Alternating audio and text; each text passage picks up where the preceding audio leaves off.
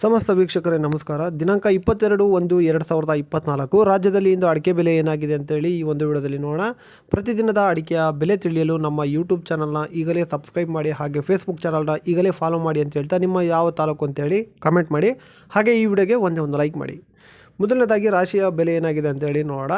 ಮೊದಲನೇ ಮಾರುಕಟ್ಟೆ ಶಿವಮೊಗ್ಗದಲ್ಲಿ ಇಂದು ರಾಶಿ ಪ್ರತಿ ಕ್ವಿಂಟಲ್ಗೆ 49,099 ರೂಪಾಯಿ ಆಗಿರುತ್ತದೆ.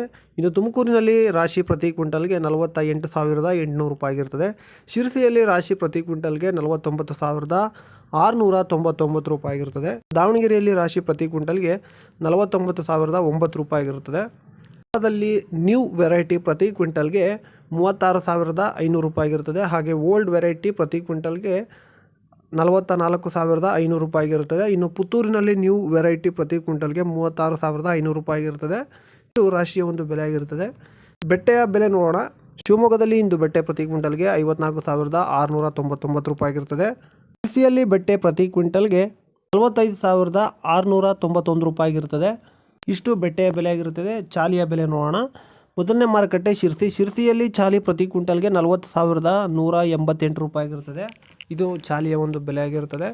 ಈಗ ಶಿವಮೊಗ್ಗದಲ್ಲಿ ಗೊರಬಲು ಪ್ರತಿ ಕ್ವಿಂಟಲ್ಗೆ 36,969 ರೂಪಾಯಿ ಆಗಿರುತ್ತದೆ. ಹಾಗೆ ಶಿವಮೊಗ್ಗದಲ್ಲಿ ಸರಕು ಪ್ರತಿ ಕ್ವಿಂಟಲ್ಗೆ 72,440 ರೂಪಾಯಿ ಆಗಿರುತ್ತದೆ. ವೀಕ್ಷಕರೇ, ಇದಾಗಿರುತ್ತೆ ಇವತ್ತಿನ ವಿಡಿಯೋ. ಪ್ರತಿದಿನದ ಅಡಿಕೆಯ ಬೆಲೆ ತಿಳಿಯಲು ನಮ್ಮ ಯೂಟ್ಯೂಬ್ ಚಾನಲ್ನ ಈಗಲೇ ಸಬ್ಸ್ಕ್ರೈಬ್ ಮಾಡಿ, ಹಾಗೆ ಫೇಸ್ಬುಕ್ ಚಾನಲ್ನ ಈಗಲೇ ಫಾಲೋ ಮಾಡಿ ಅಂತ ಹೇಳ್ತಾ ಈ ವಿಡಿಯೋನ ಮುಗಿಸೋಣ. ಸಿಗೋಣ ಮುಂದಿನ ವಿಡಿಯೋದಲ್ಲಿ. ಎಲ್ರಿಗೂ ನಮಸ್ಕಾರ.